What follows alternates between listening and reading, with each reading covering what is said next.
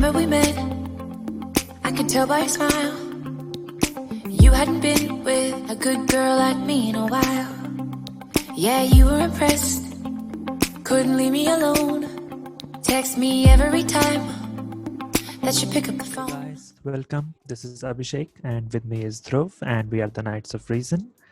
So today we're going to be, going into a different direction because in our previous 3 episodes, what we have been doing is having a good old nature discussion. But today we're going to be having a proper debate because today we're going to be discussing or debating something where our views are quite polarized and quite different from each other.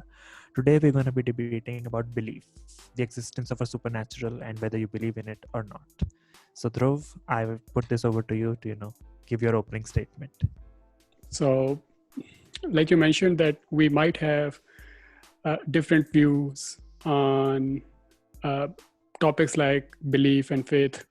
So I'm more of an atheist and I'm not sure what your stand is on this thing.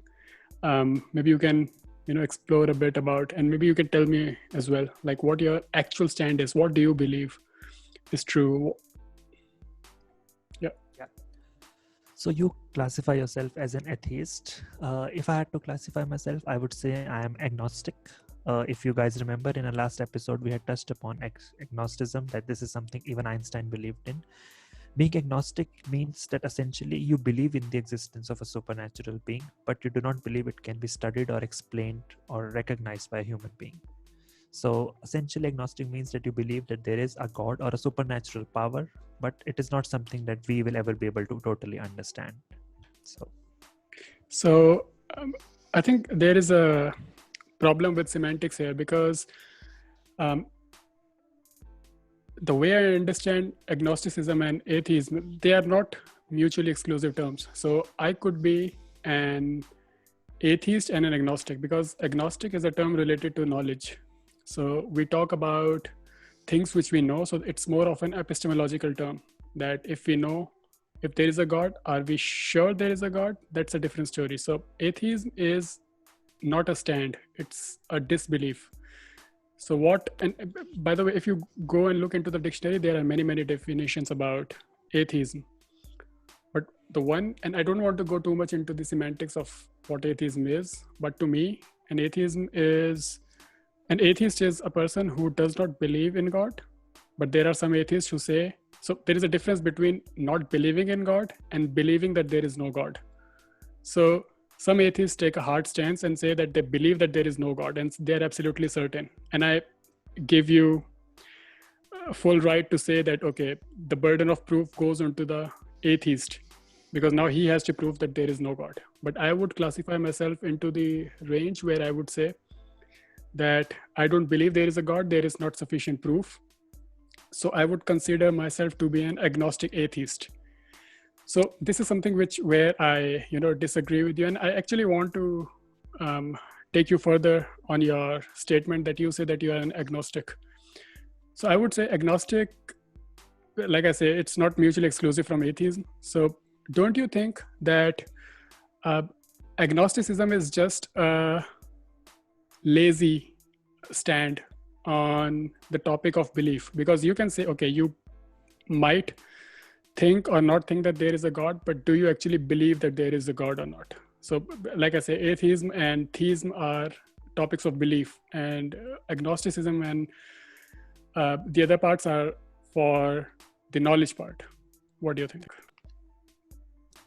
Well, I will have to, call you out on your statement. You said that agnosticism is lazy. It's a lazy definition of lack of belief or a lazy definition of atheism. I don't agree with it at all. Being agnostic simply means recognizing that whatever you want to call it, supernatural or God, it is beyond our understanding. So you say that you do not believe in the existence of a God. That is what classifies you as a hardcore atheist. I would not go so far. Now, as I've said in the previous episodes, I'm not someone who's very religious, but I also cannot categorically state that there is no God. Because not only about the burden of proof, but the way this universe is designed. I mean, we talk about an intelligent creator or intelligent designer. Denying the existence of a God means you're essentially saying that everything around us is just random. We are here due to some random events that occurred billions of years ago. I believe that is too far-fetched to believe something like that. For me, even though I accept that perhaps I would never be able to understand God, and even humanity will never be able to understand God, but I cannot categorically state that a supernatural creator does not exist. So, okay, let's take it from there. So you say that, okay, so there might be, so you actually say that there is a God, which we cannot understand. I'm saying don't use the word God. You can use it a supernatural power or whatever, but I'm saying there is something, I'm going to use the term supernatural here, or an intelligent creator, whatever, that goes beyond our understanding. If you want to label it as God just for the purpose of the discussion, okay, I'm fine with it. So you believe that there is a supernatural being? I believe that the way this earth, this universe is designed, it is not random. I believe there you can see the fingerprints of a creator over there. Now, whether you want to label it as God, whether you want to push the discussion further billions of years with, aliens or Parnasapia theory or whatever you want to call them, that is again something totally different. But I do not believe that we are here due to some, some random events that occurred in the universe billions of years ago. And why can't it be random? Because it was designed, right? Yeah, well, I mean, as a physicist, you would know that there are so many physical constants that even if they were just off by a fraction, life as we know would not exist.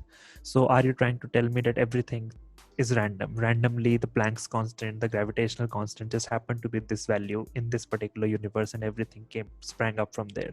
Is that what you're trying to say? That, it just randomly happened?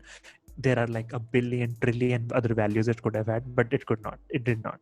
They had this particular values and life existed. But so you are talking about fine-tuning of the universe for what things are. So suppose Planck constant, why the Planck constant is the exact value the way it is, or why any other physical constant is the way it is. But how does that prove that there is a God? Why can't it be a random number? Like, so, for example, Planck's constant is a number, right? Now, it could be random for any, so like from any point of view, it can be random. Maybe it's not. Maybe it's fine-tuned. But the fine-tuning doesn't give you the upper hand in saying that, okay, it was designed by a smart creature or by a supernatural being. So why you go for, because the way I look at it, I feel that what you're saying is that for every fine-tuning, there has to be a creator. Otherwise, it cannot be fine-tuned. It cannot be random. But why can't it be just a random set of coincidences and then we have our universe? For example, if I give you an example, you can say, okay, Earth is fine-tuned for life. Fine. Like if we go even 2 kilometers above Earth, then it will be hard for us to breathe. But the rest of universe is way bigger than Earth. And let's just take solar system. The solar system in its entirety is way bigger than Earth. Then how can you say that Earth is fine-tuned, but the rest of it is not? So God created only one Earth, and the rest of solar system it left barren. So either God just got lucky that Earth is fine-tuned for life, and the rest of planets are not. No, you continuously use this term fine-tuned. Who did the fine-tuning then? If there is no intelligent creator, the definition fine-tuning, somebody has to do the fine-tuning. I mean, if I have a laptop in front of me and something is wrong with it, somebody has to tune it to make it fine. So who did this fine-tuning? Are you saying everything is random? Everything happened just randomly? Then it is not fine-tuning. Then it is just a random occurrence. And if that is the case, then what exactly are we doing here?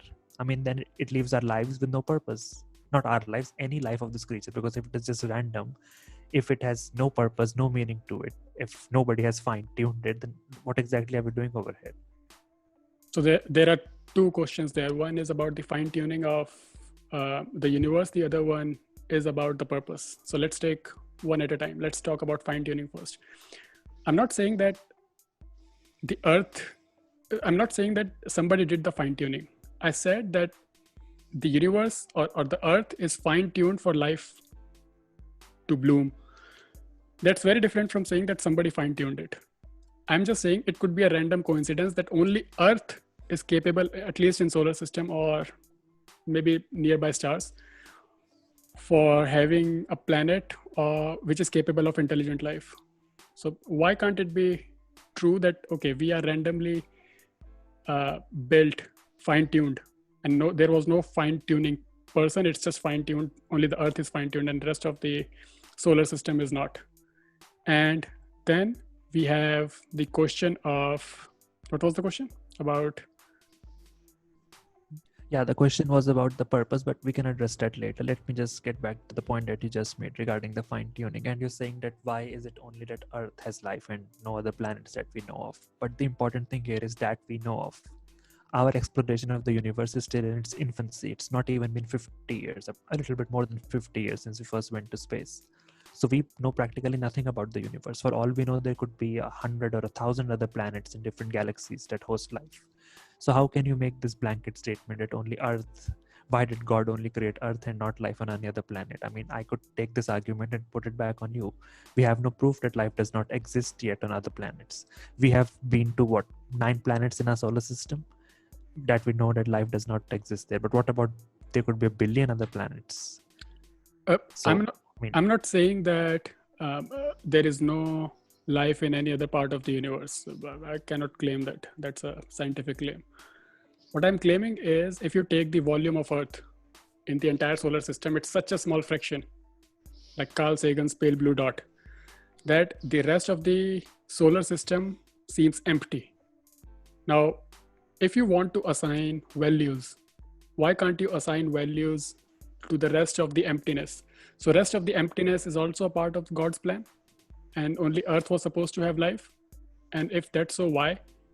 And if that's not so, why? So that's my question. Yeah, but then exactly, this is what agnosticism says. I cannot answer these questions. Humans cannot answer these questions. This does not mean that God does not exist. Just because I cannot answer a question does not mean that the question is wrong. I just do not have the sufficient data or the knowledge to be able to answer that question. This goes back to just what you said. We cannot categorically claim that there is life or there is not life on other planets. Why? Because we have no data. We do not have the equipment, we do not have the machinery to be able to reach those planets, to test those planets. Similarly, at this point, we do not have the tools to be able to understand it, as far as we know, why life exists only on Earth. That if there is a supernatural creator or God, why did he create only one planet with life?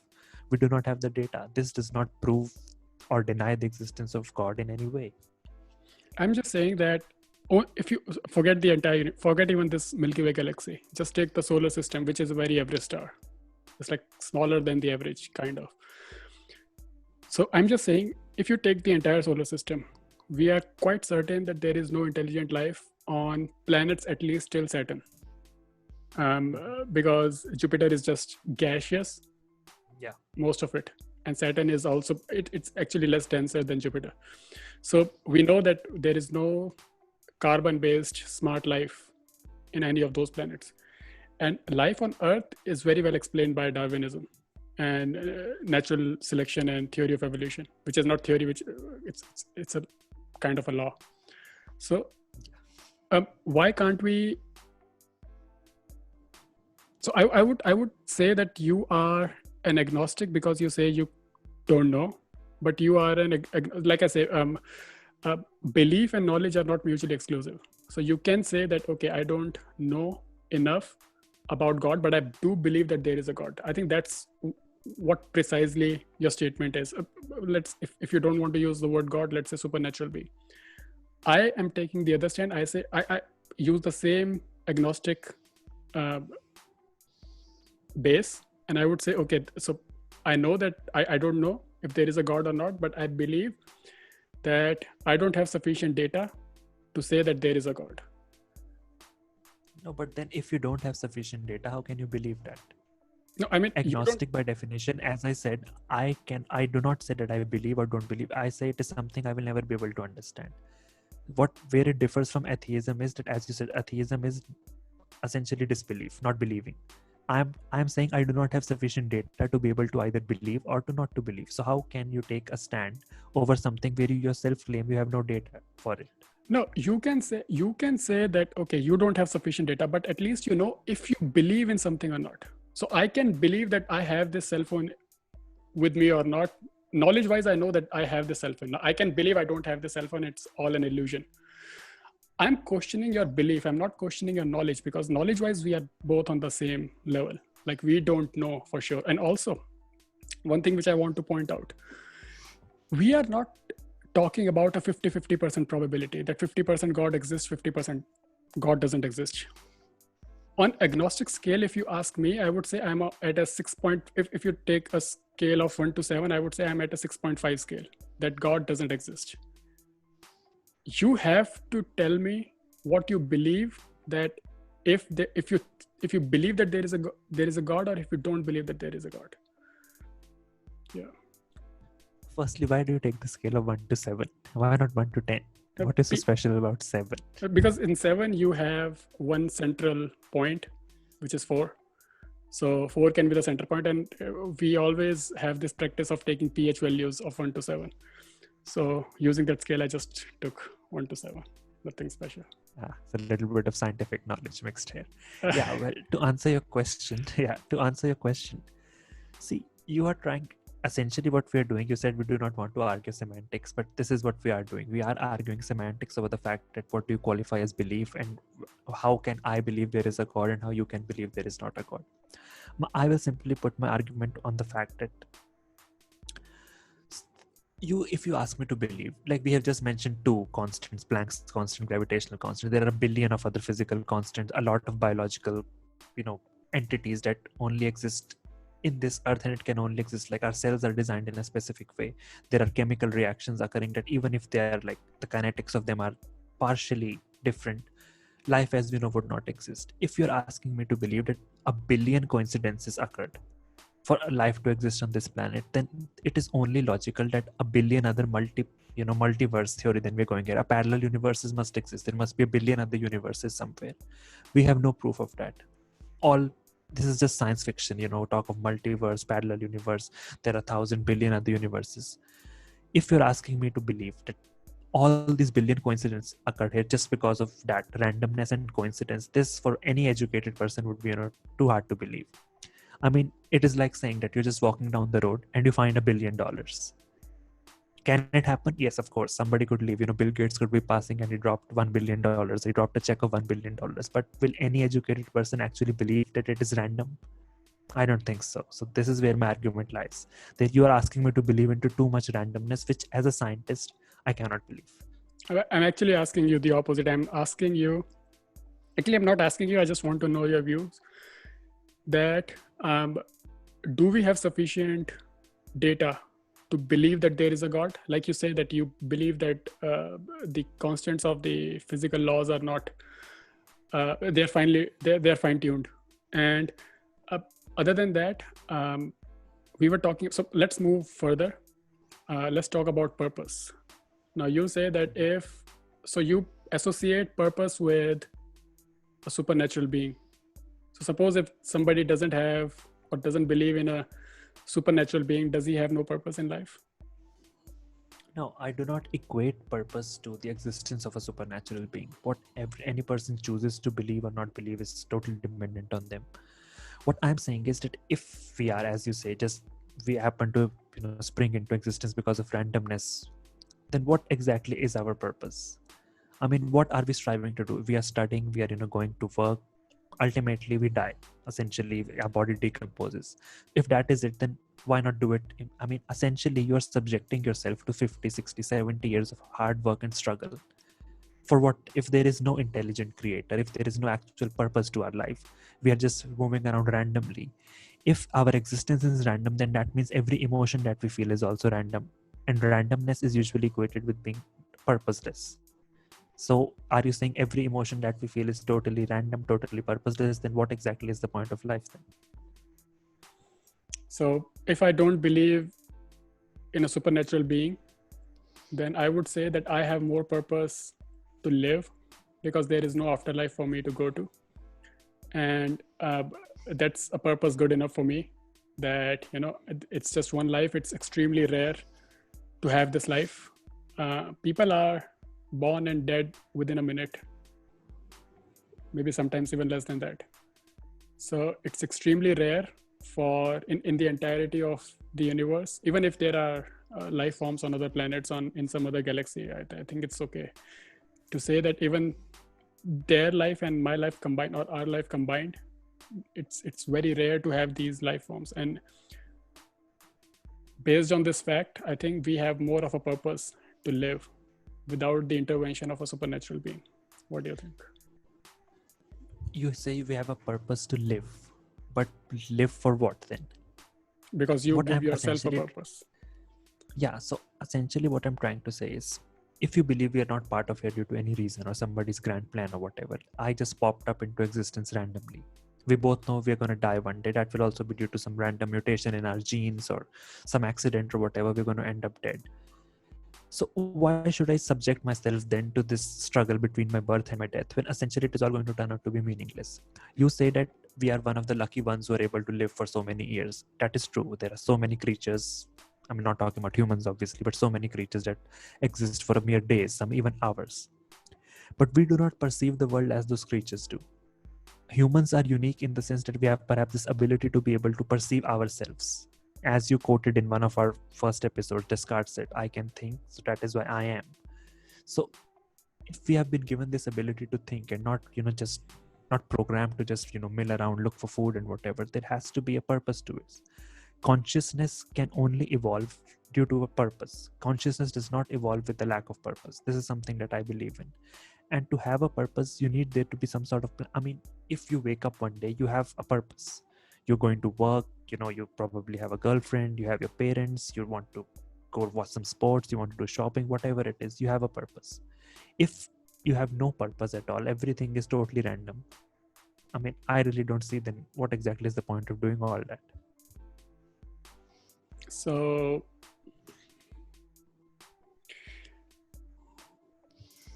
assigning purpose, why so I still cannot get my head around the fact that why do I need the intervention of a supernatural being for my life to have a purpose? No, you do not need the intervention of a I'm not saying that God is going to intervene. I'm saying somebody created this universe or earth, whatever you want to call it, in a manner that our lives are designed to have a purpose.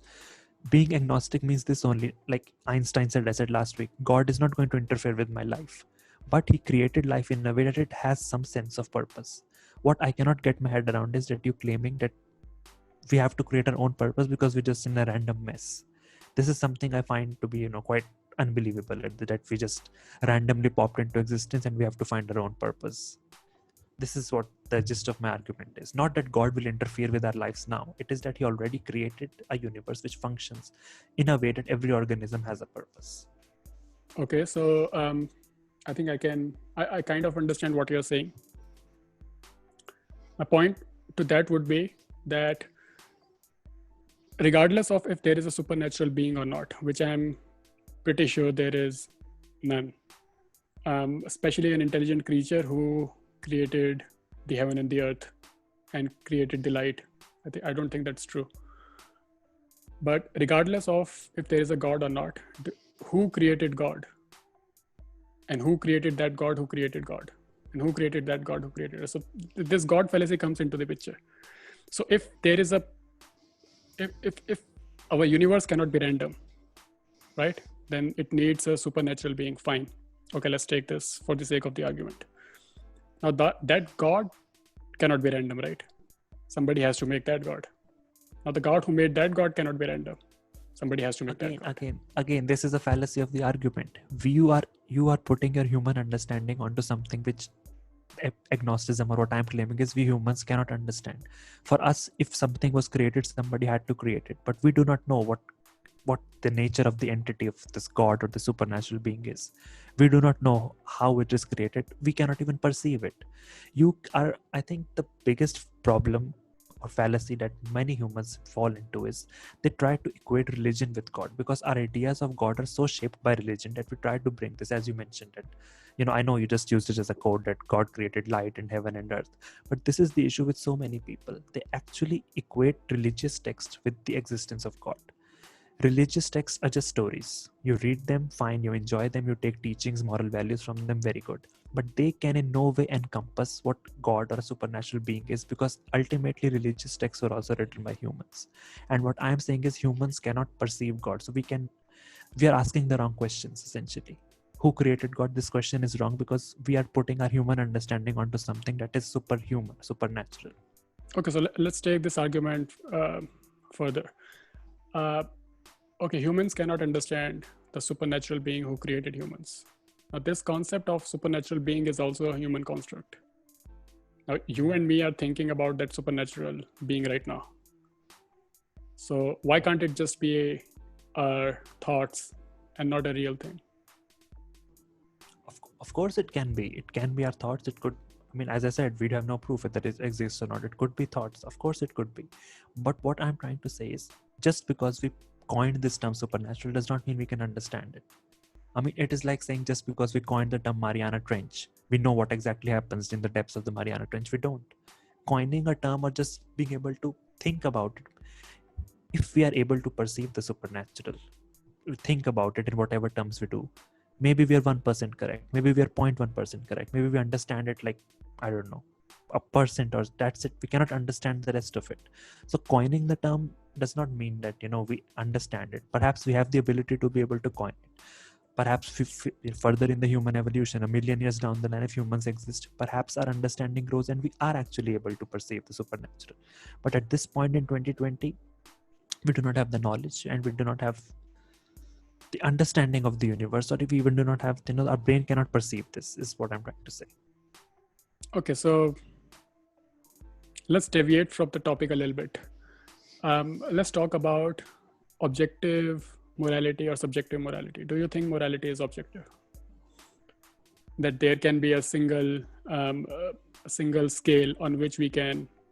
So, for example, if you go to a philosophy conference and if you discuss about why can't we eat babies, maybe we can eat babies. Now, it's not a very out of the box question in a philosophy class. Like people can discuss it over tea there, having biscuits. But we cannot have that argument in common spheres of life that, of course, it's bad, like we cannot eat babies. So do you think that, taking this example of eating babies, do you think that there are objective moralities that eating babies is wrong? Or do you think it's a subjective perception? Every morality is subjective as far as I'm concerned. And we do eat babies, just not of humans, of other animals. Why? Because we perceive humans as a separate entity from the animals. We eat everybody, and most of these people in this world, eat baby animals without even thinking about it, and they enjoy it. The only difference is, and again, this is perhaps, you said let's deviate, but this is one last point I would like to make about the previous topic. Humans have evolved in such a way that we are lording over all the other species. I mean, whether you believe in God or not, this I think we can agree that humans are at least the epitome of evolution on this earth at this point, because we have the capability to transform the existence of any other species, most of the species on this planet. That is what gives us the right, perhaps we think, I'm not saying this is right, but this is what gives us the right, or at least many humans feel this way, that we can, use other organisms on this planet for our benefit. This is something that I do not believe is a random occurrence, because there is only one species here on Earth that has the ability to be able to perceive, to be able to think, to be able to cooperate to such an extent. I mean, I can cooperate with somebody in the United States of America. No other animal can do that. We have this because I believe we were designed this way.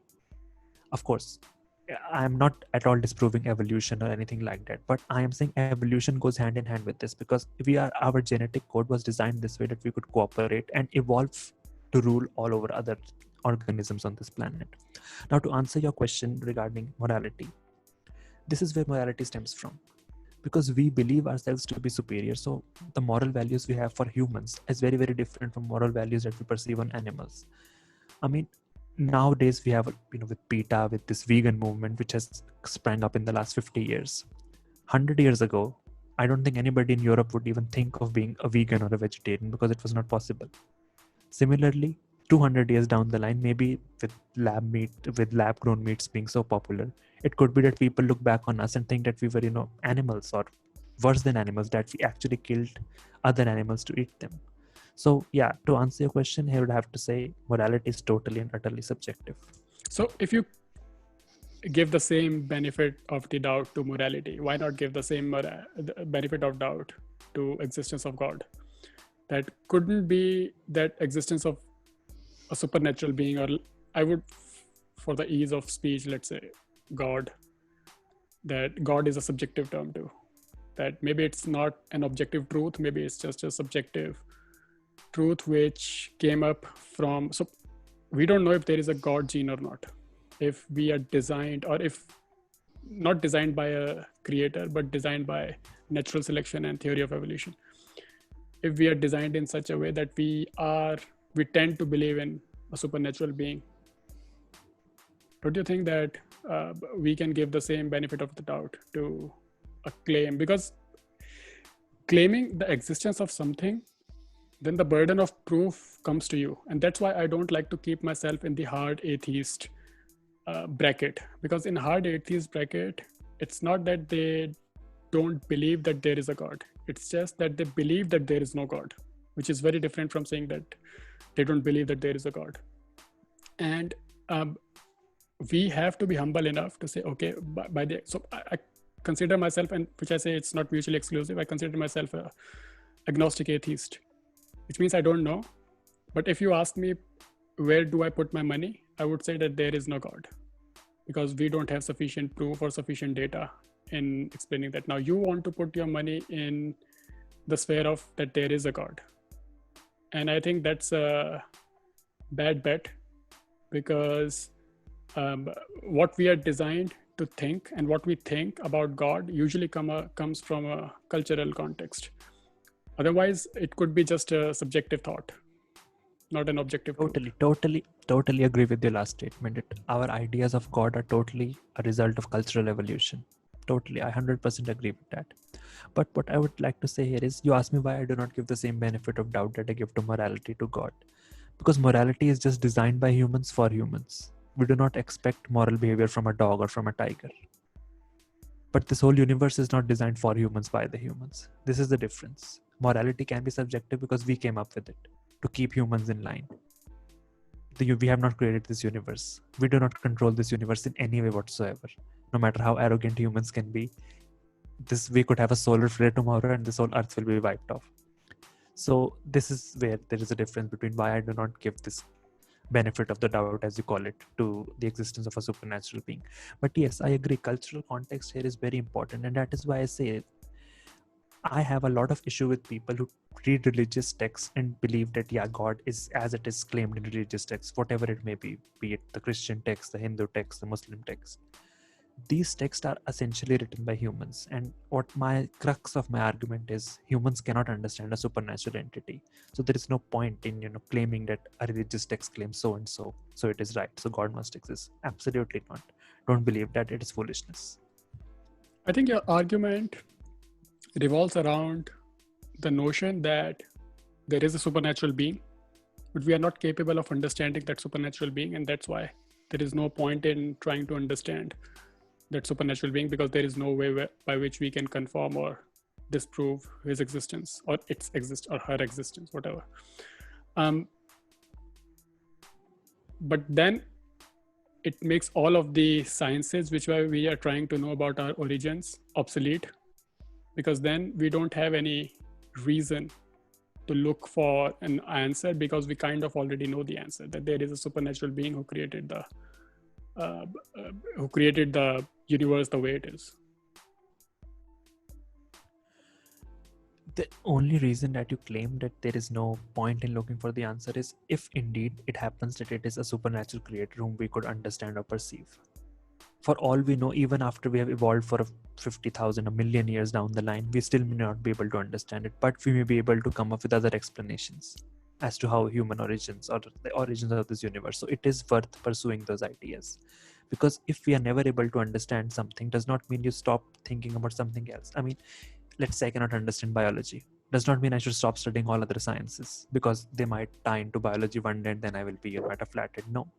You can improve your understanding of biology by studying other subjects first mastering the other subjects, and then slowly trying to relate them and try to build up your understanding of one particular subject. So it is very, very essential to continue studying the origins of the universe. Maybe one day we will have enough understanding to be able to form or perceive an idea of the supernatural.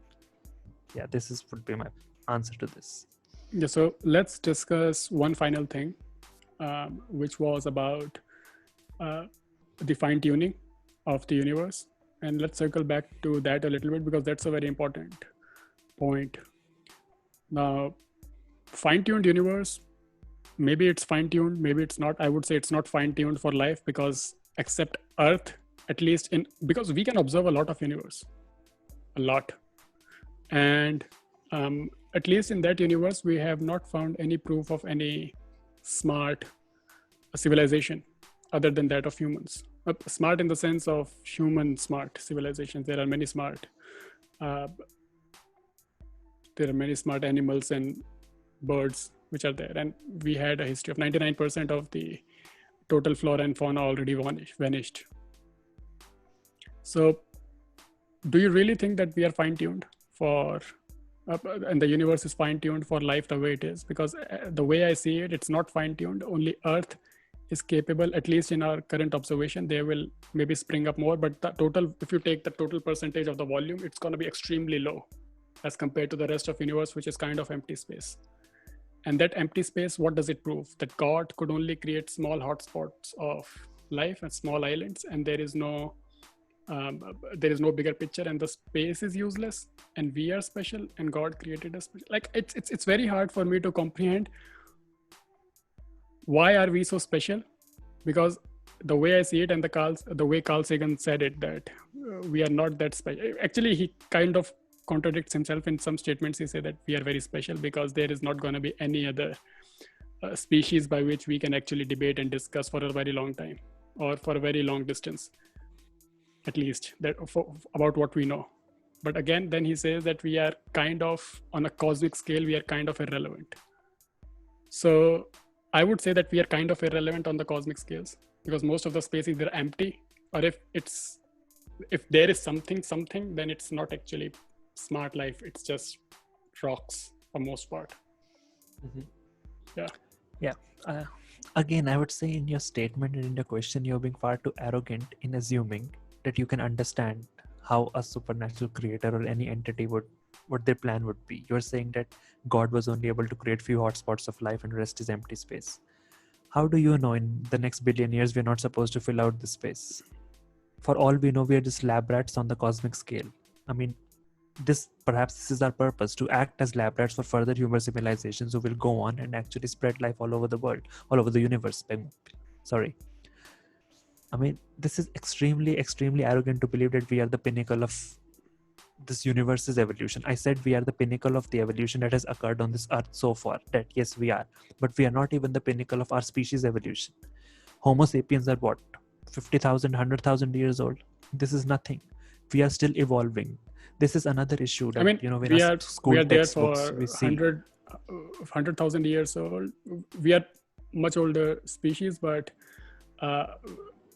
in competition we are not. I mean, I'm talking about, we have this picture in our textbooks, of the Homo erectus, of the Neanderthals and so on, which is the human standing straight. And then it ends. The picture ends there. Yeah. The picture does not end there. We are constantly evolving. I can assure you 1,000 years down the line, if somebody is watching this video 1,000 years down the line, will be very different from what we are. Exactly, yeah. Will be a lot different from us. 10,000 years down the line, again, they will be totally different. Yeah. So if we are evolving, the earth is evolving, the universe is evolving as well. And how do you know that? How do you know? How do I know that we are not just the initial part of the plan? Maybe it is just the beginning, the 0.1% of the plan is for us humans to first take over the earth, then to take over our Milky Way galaxy, take over the universe, and so on. So we cannot understand this. And at this point, it's foolish to make statements such as, that why is there only hotspot of life and not? We don't know how a billion years down the line this universe is going to look like. Until we reach the end of the universe, then only we can claim that with proof or with certainty, that there was no supernatural being. But until we have reached the end of the universe, this debate will go on. But don't you think that it cannot be arrogant by its nature to disbelieve in something? I mean, it can be arrogant in believing in something, that I believe this, because then the burden of proof is on you to prove to me that there is a supernatural being. I'm just stating a fact. And that's why atheism is not a worldview. It's just a disbelief that I don't believe that there is a supernatural entity. We don't have sufficient proof that there is supernatural entity. That's far from being arrogant. That's actually the most humble statement anyone can make. Because now I'm putting myself in a space where I say, okay, I don't know for sure. Like I can, if I have to make a bet, I will make my bet on being that there is no God or there is no supernatural being. But at the same time, I don't have sufficient proof that there is a God. That's very different from saying, okay, that there is a God. We cannot understand that God. How? We don't know, because there has not been any way by which we can confirm the supernatural. That comes back to our first podcast argument, that can we or can we not explain the supernatural? And I said science in the present form does not deal with supernatural. Now I think it's a very humble statement to say, okay, I don't believe in a God because I don't have sufficient proof. That's very different from saying I do believe there is a God, it's just I cannot understand it. So you are kind of undermining human intelligence. And I'm not giving special status to human intelligence in all the intelligence here. What I'm doing is I'm giving the benefit of the doubt to the fact that depending on how fine-tuned we are, and depending on most of the space that we understand is empty, we don't have sufficient, and there are no miracles. So miracles are kind of suspension of the natural order. And that we have not observed, at least after the development of tools of science, we have not observed any miracle at all. The stories that we had. So after we got these tools, it's strange that we did not get any of these miracles, any of these stars falling off, coming to the grounds and so on. Don't you think that this is more of a humble statement than being an arrogant statement? Yeah. No, but where exactly are those miracles reported? In religious texts. They're only reported in religious texts. So whenever there is a claim of a supernatural being, then there is a claim of miracles. So well, as I said, we should not believe, as I already said. I mean, the issue with religious texts is that they make people think that the nature of God is explained. I'm not claiming any miracles. I'm not claiming any God is going to interfere with our life. I'm just saying that I believe it is a humble statement to, claim this, that we do not understand everything in this universe, and perhaps the supernatural entity is a part of that. This would be my closing statement. Yeah, sounds good. So, guys, this was a discussion on belief. We tried to explore the beliefs of the belief that Abhishek holds and the belief that I hold, or disbelief that I hold. That's the thing. You can always leave your comments, and you can ask your questions on the email that we provided in the link below. You can also comment and like this video and subscribe and share it with your friends. Thanks a lot. Bye bye guys. Stay happy, stay safe, and see you next time.